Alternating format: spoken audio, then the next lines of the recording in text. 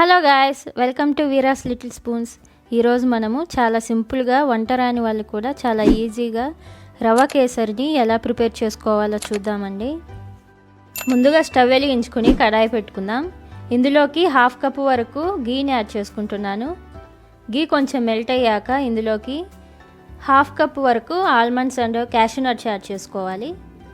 ఇవి కొంచెం ఫ్రై అయ్యాక ఇందులోకి కిస్మిస్లను కూడా యాడ్ చేసుకొని ఫ్రై చేసుకుందాం. ఇవి కొంచెం ఫ్రై అయ్యాక వీటిని పక్కకు తీసుకోవాలి. ఇలా కొంచెం గోల్డెన్ కలర్ వచ్చాక వీటిని పక్కకు తీసుకుందాం. ఇప్పుడు ఇదే గీలోకి సూజీ రవ్వని యాడ్ చేసుకొని కలుపుకుంటూ ఉండాలి.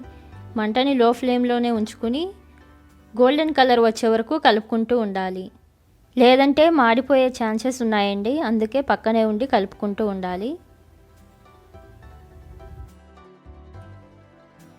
మరో పక్కన 4 కప్స్ వరకు వాటర్ని తీసుకుని ఫ్లేవర్ కోసం ఇలాచి చిటికెడంతా ఫుడ్ కలర్ని యాడ్ చేసుకొని వాటర్ని బాయిల్ చేసుకోవాలి.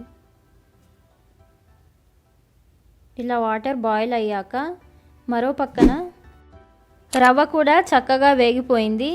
ఇలా రవ్వ నుంచి గీ సపరేట్ అవుతూ ఉండగా ఇందులోకి బాయిల్ చేసుకున్న వాటర్ని కొద్ది కొద్దిగా యాడ్ చేసుకుంటూ కలుపుకుంటూ ఉండాలి. ఇలా బాయిల్ చేసిన వాటర్ని యాడ్ చేయడం వల్ల రవ్వ కేసరి అనేది చాలా స్మూత్గా చాలా టేస్టీగా ఉంటుంది. ఇలా ఉండలు కట్టకుండా కొద్ది కొద్దిగా వాటర్ని యాడ్ చేసుకుంటూ కలుపుకుంటూ ఉండాలి.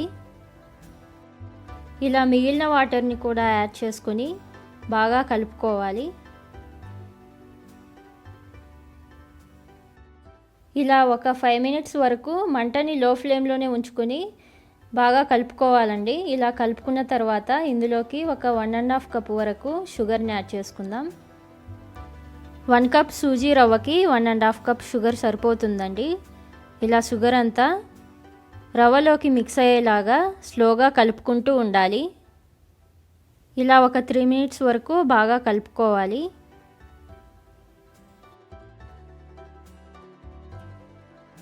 ఇలా ఈ విధంగా స్మూత్గా కలుపుకోవాలి.